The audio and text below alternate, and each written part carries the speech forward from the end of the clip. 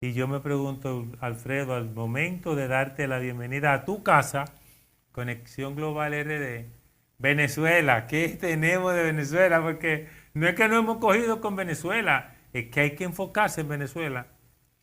Gracias Manuel Escalante por la invitación una vez más. Gracias a tu público que ha recibido con mucho apoyo las últimas entregas que hemos hecho sobre el tema de Venezuela. Y es que Venezuela realmente para América Latina es el tema ahora mismo, sobre todo, principalmente por la comunicación, la convocatoria que hizo el gobierno de Venezuela a una reunión urgente del Consejo de Seguridad de Naciones Unidas, pero sobre todo porque hoy viernes acaban de adjudicarle el premio Nobel de la Paz a la líder opositora María Corina Machado. Entonces, como se Está ve, sonando el tema de Venezuela el ahora tema de mismo. Venezuela. Tú dices que el señor Samuel Mocada Es el estuvo, representante. háblanos de eso.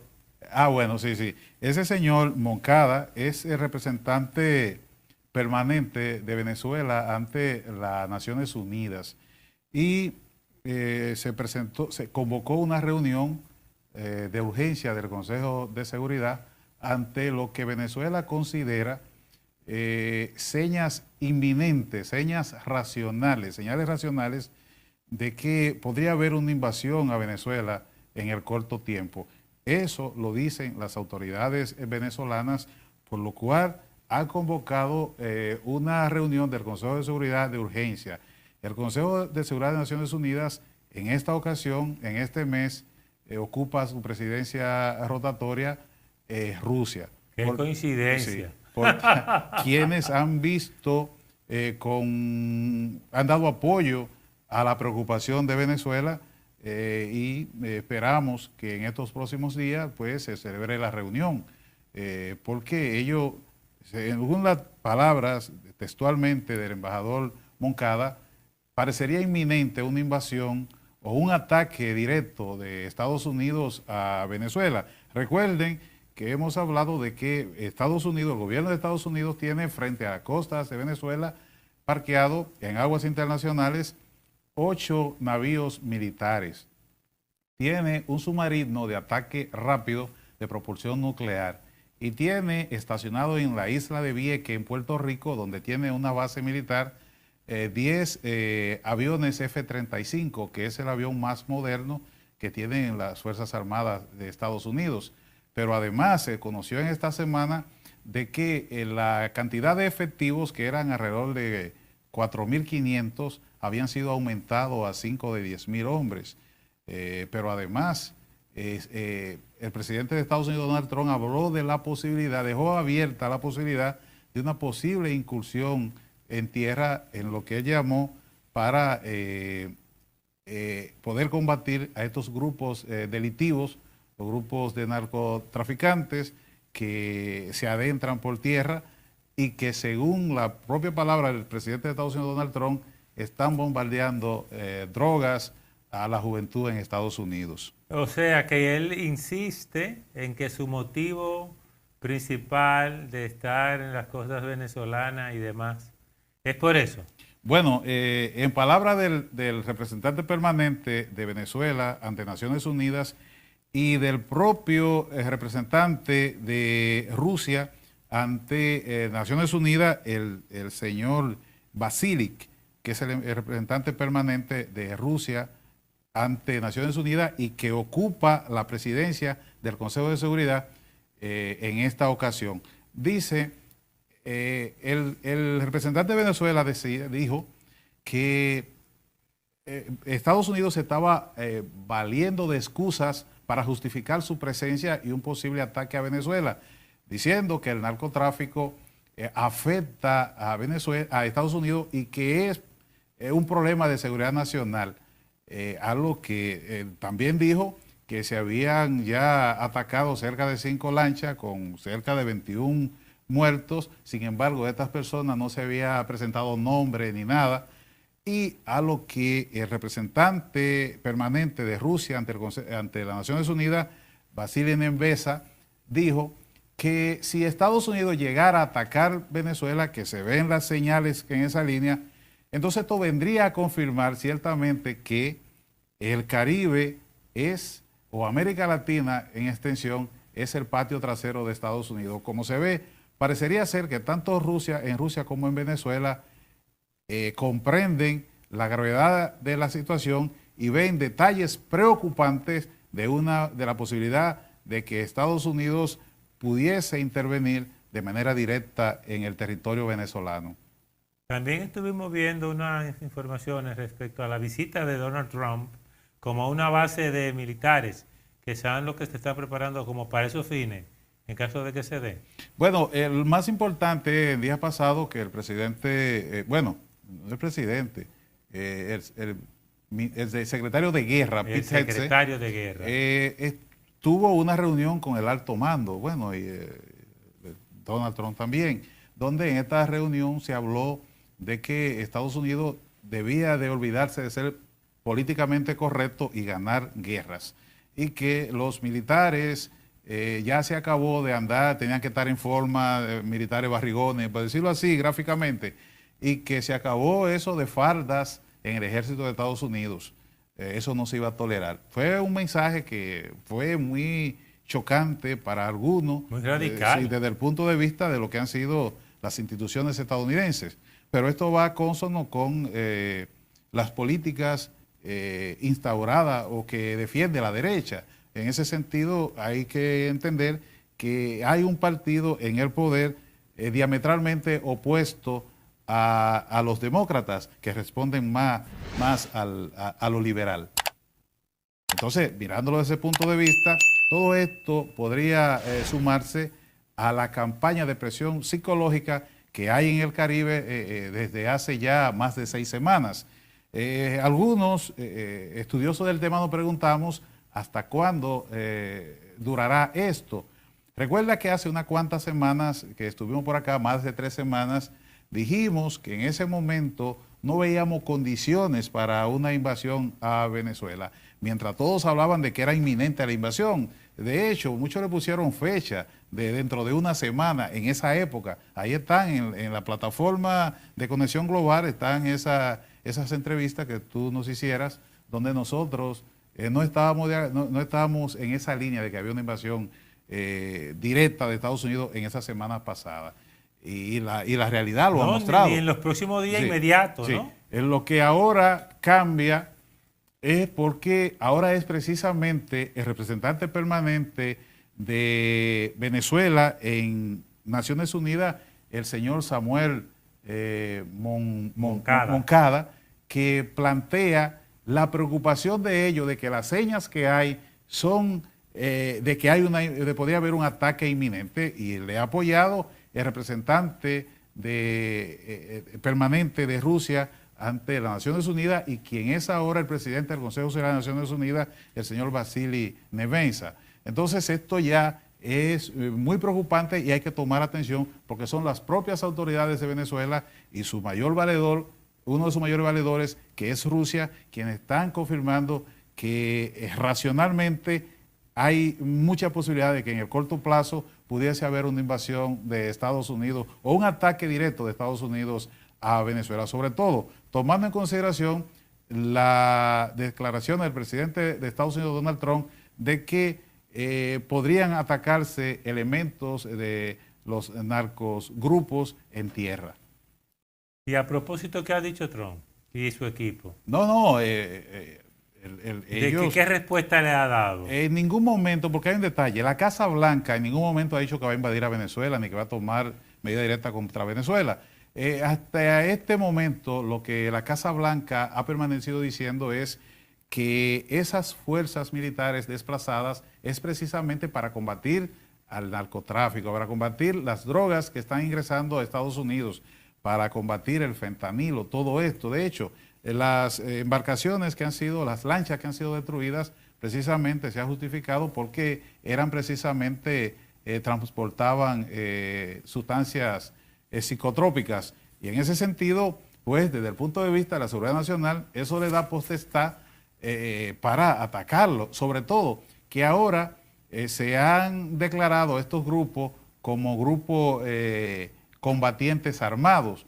lo que le da mayor potestad a Estados Unidos en pos de la defensa nacional para poder atacarle. Y es precisamente lo que critica el representante permanente de Venezuela ante el Consejo de Seguridad de Naciones Unidas, el señor Moncada, de que esto es una justificación, la justificación de las drogas, del narcotráfico, para poder atacar directamente a Venezuela.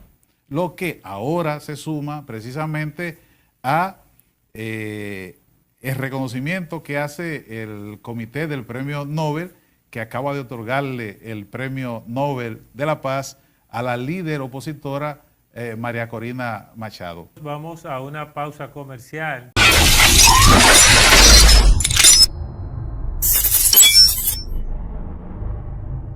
Tú hablabas de María Corina Machado y su Premio Nobel a la Paz. Eso hay que hablarlo porque ahí hay muchos mensajes para Venezuela, para América Latina, para los dictadores, para las oposiciones que no se unen, para el pueblo que no quiere dar más, porque una sola persona, un equipo pequeño, no puede combatir una cantidad de gente armados, todo eso. Ahí hay un símbolo importante en esa entrega de Premio Nobel de la Paz a María Corina Machado. María Corina Machado. Sí, sí. Aunque algunos critican el otorgamiento de este Premio Nobel a María Corina Machado, yo pienso que ella lo merece. En una ocasión a un expresidente estadounidense se le dio un premio Nobel empezando, que fue al expresidente Barack Obama. No había hecho nada para ganarlo y lo ganó.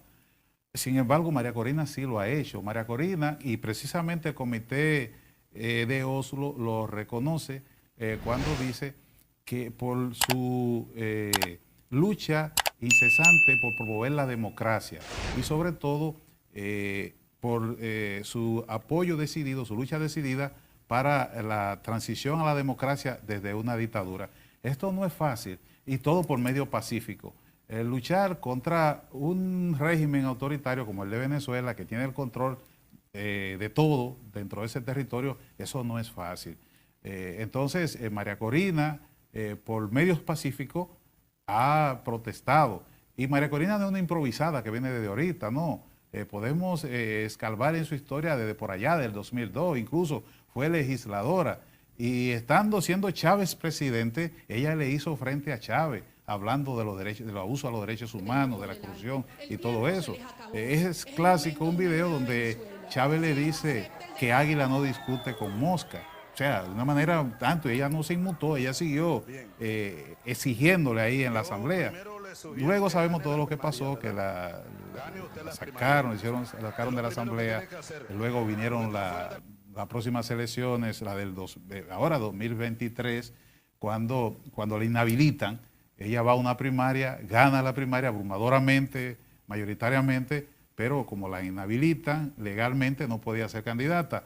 Busca al señor Edmundo, que no era un político, pero lo buscaron y el pueblo lo apoyó.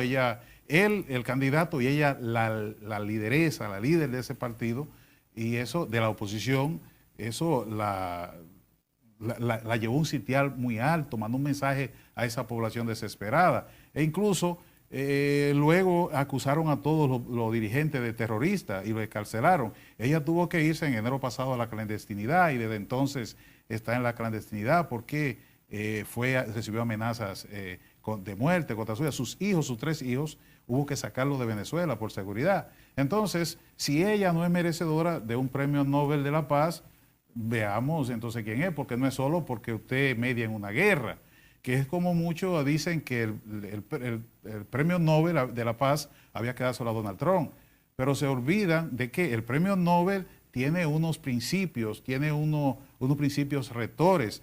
La presentación de candidaturas se hace hasta el 30 de enero de ese año, es decir, que las presentaciones de candidaturas para el premio Nobel de la Paz vencieron el 30 de enero de este año. Y aunque muchos dicen que debieron de darse al presidente de Estados Unidos, Donald Trump, la verdad es que al 30 de enero el presidente de Estados Unidos, Donald Trump, todavía no había hecho nada para ser merecedor del premio Nobel. Entonces, todo lo que el presidente Trump ha hecho ahora, sí, que él mismo ha dicho que ha logrado parar 8 guerras, al lograr ahora el acuerdo de paz entre Israel y Hamas.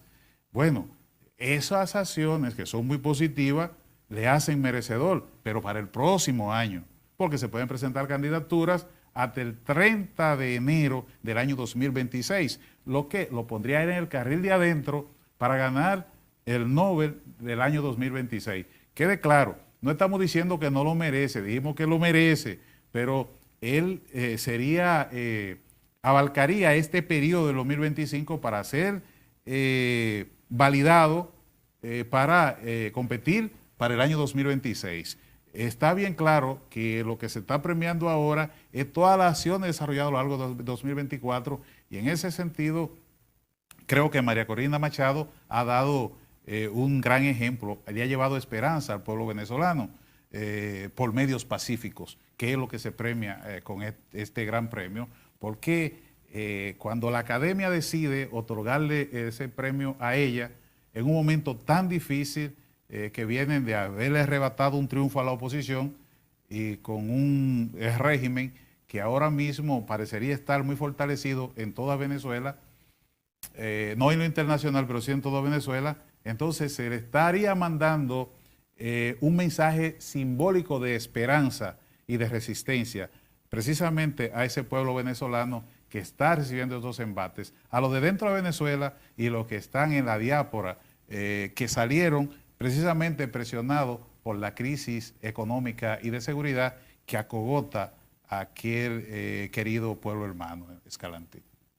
Bueno, y recordar, por ejemplo, que nosotros tenemos dictadores y dictaduras que no son como la de Maduro, pero son limitantes casi igual en nuestros pobres países, aunque por supuesto superamos con creces a través de todo lo que se ha ido logrando, pero nos falta mucho, aunque no tengamos un régimen dictatorial encima, excepto Nicaragua, que ustedes saben que ese es otro régimen. La libertad es más que un título, la libertad es la vida misma, desarrollándose sin límite, y eso no lo hemos logrado, desde mi punto de vista. Bueno, pero lo que pasa es que vamos por partes, debemos de ser en eso claro. Estamos hablando de democracia. La democracia es un sistema imperfecto, pero es mejor que ha conocido a la humanidad fuera de la dictadura. Y si vamos por ese lado, sí. En América Latina tenemos regímenes autoritarios como en Nicaragua, Venezuela y Cuba. Ahora bien, en lo que refiere a sistema democrático estable, República Dominicana es hoy día una de las 2 democracias más longevas en América Latina. Eso quiere decir sin interrupción desde que se integró, porque desde que regresar a la democracia por allá por los 60 a la República Dominicana, somos hoy una de las democracias más completas de América Latina, que somos imperfectas, pero claro, es una construcción humana y tiene los mismos vicios. Pero hemos logrado tiene mucho. problemas Estados Unidos, tiene problemas Suiza, tiene problemas la mayoría de los países del primer mundo, y nosotros somos un país en vía de desarrollo. Pero debemos de reconocer que hoy por hoy estamos mejor en República Dominicana que hace 40 años, que hace 50 años. Hemos avanzado mucho democráticamente. Ahora, ¿significa que hay que cruzarse de brazos? No, porque ahora hay que luchar porque esa democracia pase de representativa a participativa. Es decir, que cada ciudadano tenga la potestad de, si no está de acuerdo con un gobierno específico o con un funcionario específico, con una autoridad civil o militar, tenga los canales adecuados para hacer valer su desaprobación y poder elevar instrumentos o protocolos que puedan dar a cabo con la renuncia de ese funcionario. Eso es democracia participativa, que es lo que nos falta a nosotros por llegar, pero la Constitución del 2010, modificada en el 2015, reconoce esos principios democráticos, que lo que falta aquí es que nuestros legisladores agarren el toro por la cuerno y creen los procedimientos, las leyes específicas para el referéndum revocatorio, para el plebiscito. Y ellos lo quieren hacer. Pero eso está en la Constitución. Pero entonces, ¿por qué no lo hacen? En vez de estar hablando del diputado Bray Vargas, entonces lo que debíamos estar es que los temas que estén discutiendo los partidos políticos, sea esos derechos, hacerlo llegar a las personas, creando las legislaciones necesarias para implementar esos derechos. O sea, ya están conquistados, pero hay que crear los mecanismos jurídicos que hagan que cada ciudadano pueda disfrutar los mismos. En ese sentido, aunque tenemos esas cosas que faltan, esas falencias, no podemos criticar en sí al modelo porque hemos avanzado bastante.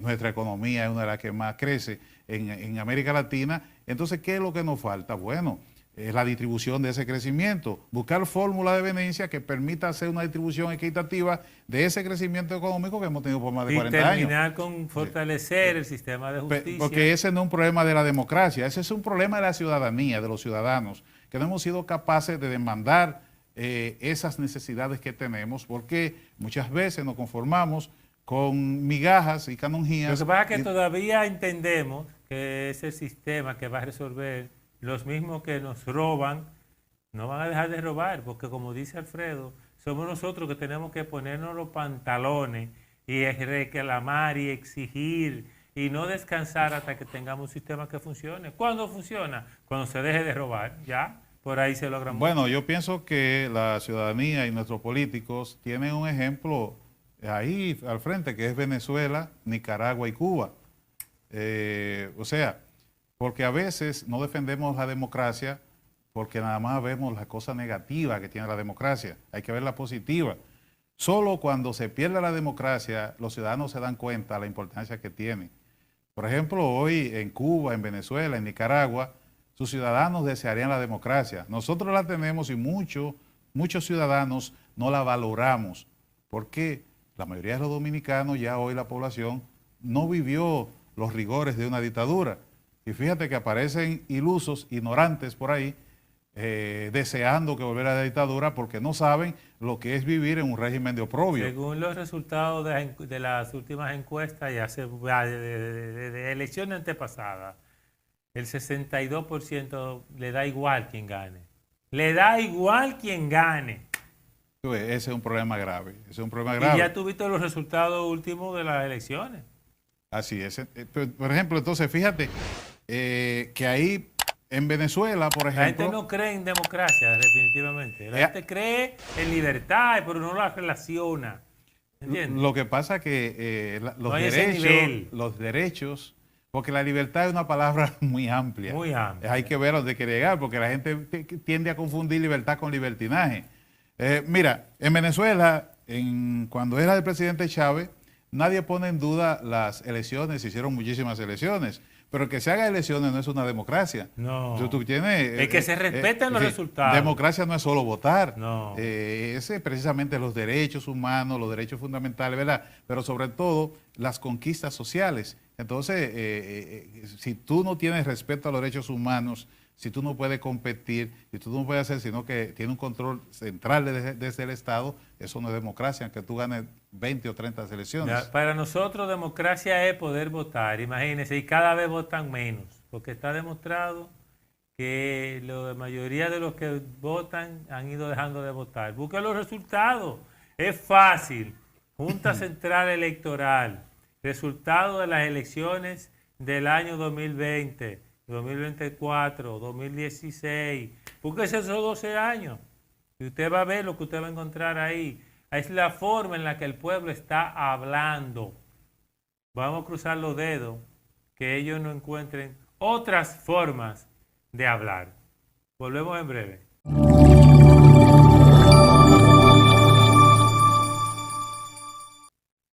Hamás e Israel hacen por lo menos el acuerdo de paz. ¿Hasta cuándo? ¿Será cierto? Vamos a ver qué dice Alfredo. Alfredo, Nino. Bueno, mira, realmente, Escalante, esta es una noticia trascendental y es un hecho muy importante en las relaciones internacionales y la geopolítica, precisamente porque tenemos 2 años con una guerra en Medio Oriente, específicamente en la Franja de Gaza, que en esta versión empezó cuando en octubre del 2023 milicianos del movimiento integrista Hamas, en un ataque por aire, tierra y mar, atacaron una celebración que había, una fiesta, un concierto y mataron. Un concierto juvenil. Asesinaron a más de 1.000 personas, Sí. casi 1.200 personas, secuestraron a casi 200 personas, 200 y algo. Y esto fue tremendo. Entonces afectó gravemente la imagen de seguridad del Estado de Israel, porque nunca había ocurrido algo así, que particularmente para nosotros fue un error estratégico tanto de Hamás como de Irán hacer este ataque, porque le dio precisamente al gobierno de Israel que preside Benjamín Netanyahu la legitimidad para hacer esa guerra que era hecho con el objetivo de destruir a Hamás. Israel tiene ahora mismo el gobierno más conservador tal vez en su historia, donde los ultraconservadores y los ultrarreligiosos son los que ayudaron a Benjamín Netanyahu a conformar gobierno. Mientras en estos países nuestros de sistema semipresidencialista y presidencialista, las alianzas se hacen antes de las elecciones para llegar al poder. En los sistemas parlamentarios, las alianzas se hacen después de las elecciones para precisamente conformar las coaliciones que ganen el poder. Y en este caso, en el caso de Benjamín Netanyahu, la coalición la conformó con los partidos nacionalistas, ultranacionalistas y ultrarreligiosos. Y el acuerdo fue que ellos le apoyarían si él destruía a Hamás, lo eliminaba. Entonces, con esto le permitió a Benjamín Netanyahu, pues, eludir la persecución política que tiene y mantenerse en el poder. Por eso ha sido tan difícil jalonar la paz, porque si Benjamín Netanyahu paraba, acuérdate que en enero implosionó el último alto el fuego que se hizo y la posibilidad de un acuerdo de paz, porque si él avanzaba, estos partidos retiraban el apoyo, por tanto él había que convocar a nuevas elecciones, él iba a perder esas elecciones y por tanto iba preso. Pero ahora, con este acuerdo de paz propiciado por el presidente Donald Trump y otros países, pues se abre una ventana de oportunidad para Oriente Medio. Esto plantea de principio cosas buenas como el fin de los enfrentamientos armados. Eso es bueno porque esta población que tiene 2 años viviendo en zozobra con más de 50.000 víctimas mortales, principalmente mujeres y niños y ancianos, pues estas personas pueden volver a su territorio e intentar recuperar su vida. Por otro lado, significa también que esta zona tan convulsa podría abocarse a un periodo de paz, ¿verdad? Pero con todas estas cosas positivas, también este acuerdo tiene interrogantes, como por ejemplo, una vez aprobado el acuerdo de paz, que es la primera fase, ¿qué garantía tenemos de que se siga esa transición hacia la paz? De que Israel no rompa el acuerdo de paz o que el mismo movimiento integrista jamás no rompa la paz, porque jamás se habla de desarmar a Hamás, pero jamás es muy probable que no quiera entregar sus armas. Entonces se habla de la administración del territorio, donde jamás no puede tener participación. Entonces se baraja una posibilidad de un consejo con una parte internacional. Habría que ver, porque también esto crea un problema en estos territorios que tienen tan mal recuerdo de la colonización europea. Y se habla incluso de poner al frente a un ex primer ministro británico, Tony Blair. Pero además se habla de la reconstrucción de la Franja de Gaza, que ha quedado completamente en ruinas. La pregunta aquí es, pero ¿y quién va a poner el financiamiento? Se habla de que Estados Unidos y otros podían participar en la reconstrucción, pero las monarquías del Golfo, pero ¿quién va a poner el financiamiento? El dinero para hacer esa reconstrucción, que estamos hablando de miles de millones de dólares.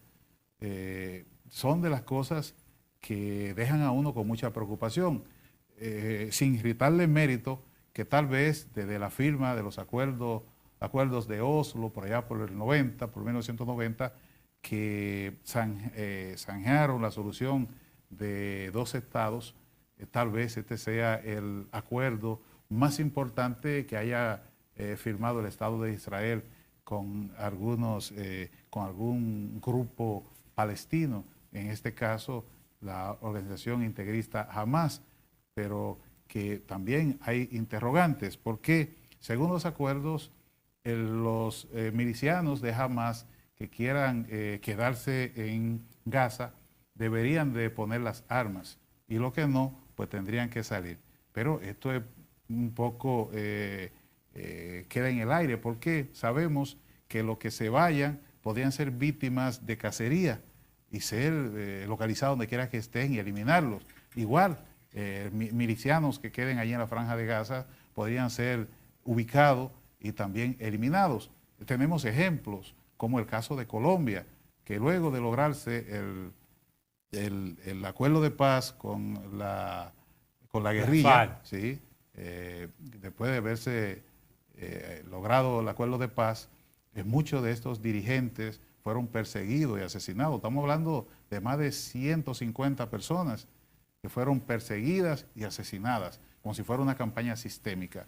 Entonces, esto deja mucha preocupación y sabemos que jamás ha firmado otros acuerdos, pero cuando se llega al punto de hablar de desarme, eso ello siempre ahí se ha roto, pero igual ha pasado con ahí Israel. se aumenta la vulnerabilidad. Exacto, pero igual ha pasado con Israel. Por ejemplo, el acuerdo contempla que 72 horas después de acordado, firmado, ¿verdad?, se devolverían todos los rehenes. Hay 48 rehenes.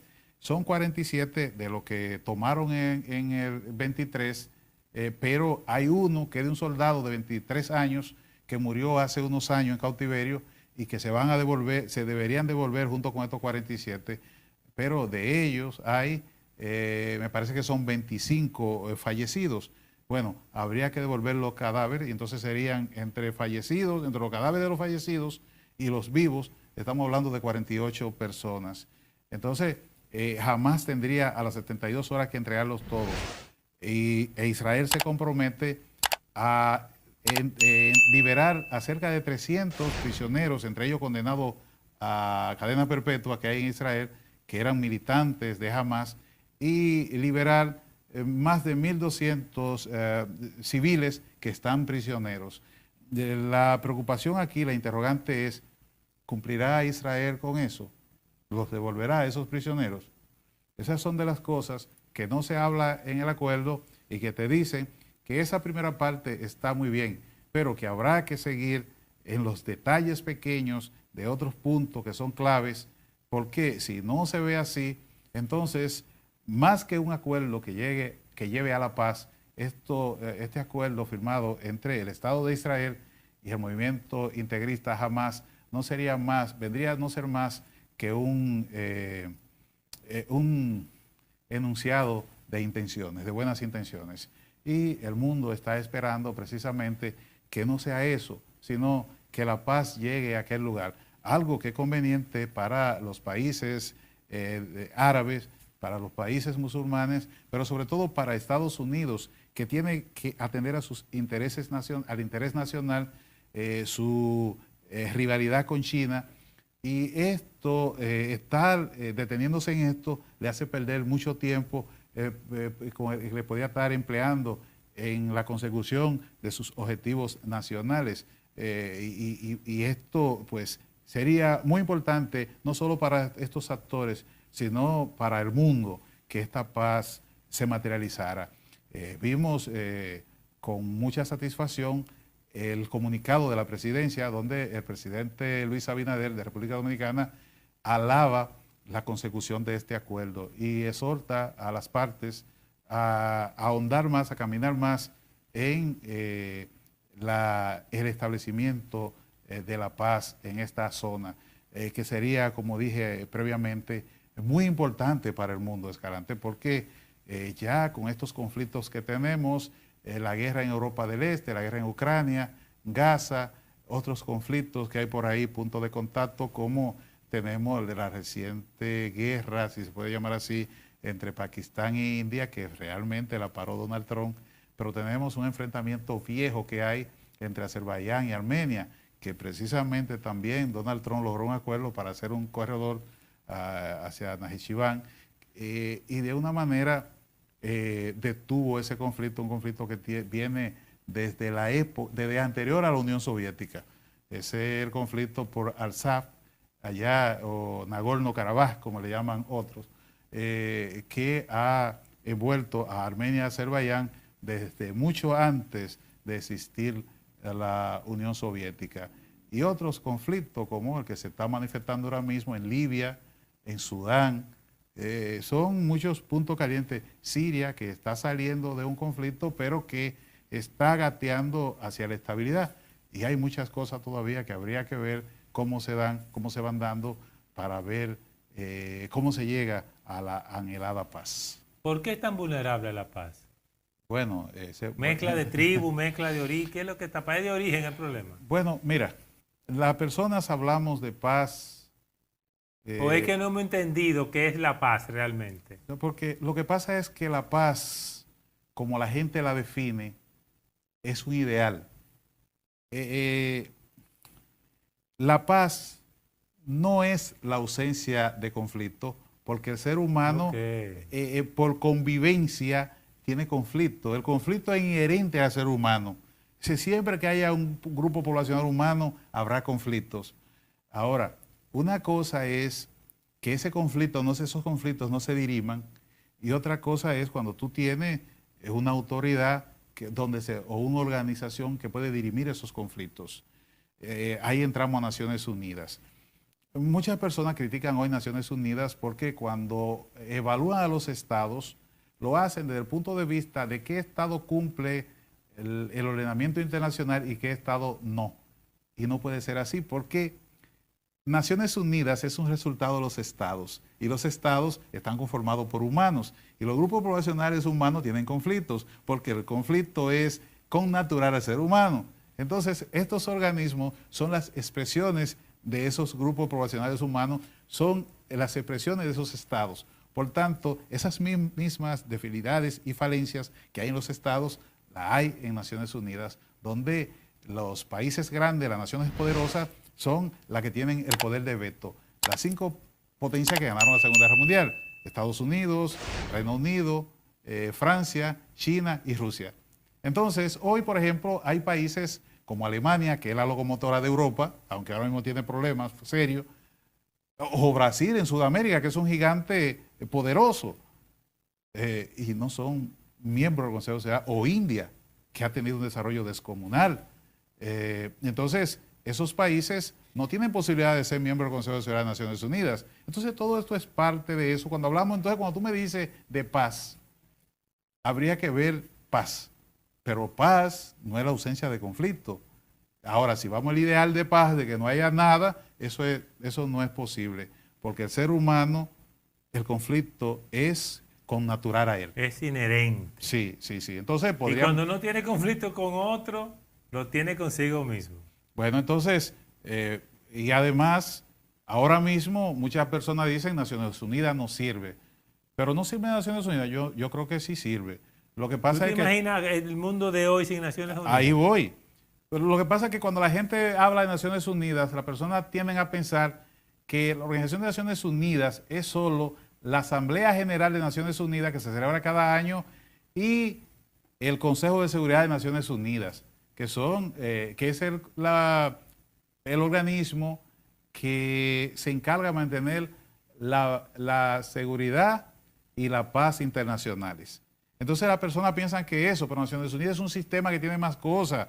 Tiene lo que tiene que ver con el trabajo, tiene el programa de Naciones Unidas para el Desarrollo, tiene la Autoridad de las Migraciones, tiene una serie de instituciones para la agricultura como la FAO, y una serie para la alimentación, una serie de instituciones que han funcionado, han dado buenos resultados en el mundo, y que si el mundo, bueno, la Agencia de Naciones Unidas para los Refugiados, que si el mundo se viera sin ella, el mundo fuera un caos. Y en realidad el orden internacional es caótico. Por primera vez en la historia de la humanidad hemos tenido un sistema que ha durado 80 años. El sistema se instaura después de la Segunda Guerra Mundial en el 45 y estamos en el 2025, tiene 80 años, acaba de cumplir 80 años. Lo que pasa es que cuando ese sistema se instaura, era otra época, era un sistema, un mundo bipolar con la Unión Soviética y Estados Unidos como principales potencias. Hoy no es así, Estados Unidos sigue siendo una potencia hegemónica, pero hay otras potencias regionales que disputan ese poder. Lo cual crea un conflicto a ellos, a la ONU, porque está manejando varios conflictos. Exacto, entonces, ese organismo, las Naciones Unidas, dio resultado porque en la medida de que esa organización iba creciendo y los estados poderosos iban consiguiendo sus objetivos nacionales, pues era funcionar a su interés nacional.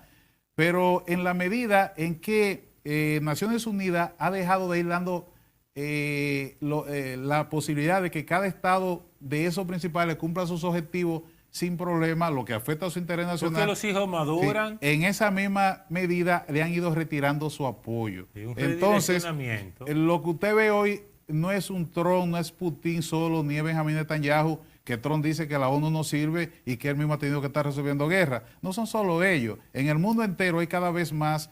A partir del 2010, y esto viene intensificándose a partir del 2015, la población global tiene la percepción de que cada vez Naciones Unidas sirve para menos. No, pero lo que pasa es que ese organismo, esa organización, hay que reestructurarlo. Un redireccionamiento. Sí, para que precisamente... adecuado a la sociedad de hoy. Exacto, para que no colapse, como ya en el pasado colapsó la Sociedad de Naciones, que fue la primera organización, así podemos decir, global, antecesora de la cual Naciones Unidas es heredera.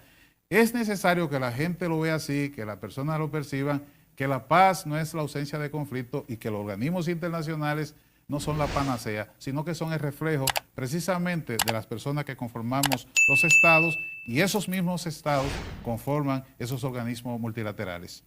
Si lo quiere mejor de ahí, tendríamos nosotros que pagarle al profesor para que nos lo repita. Gracias por la compañía, gracias Alfredo, y usted sabe que cada sábado vamos a estar aquí esperándolo a las 10 de la mañana en Conexión Global RD.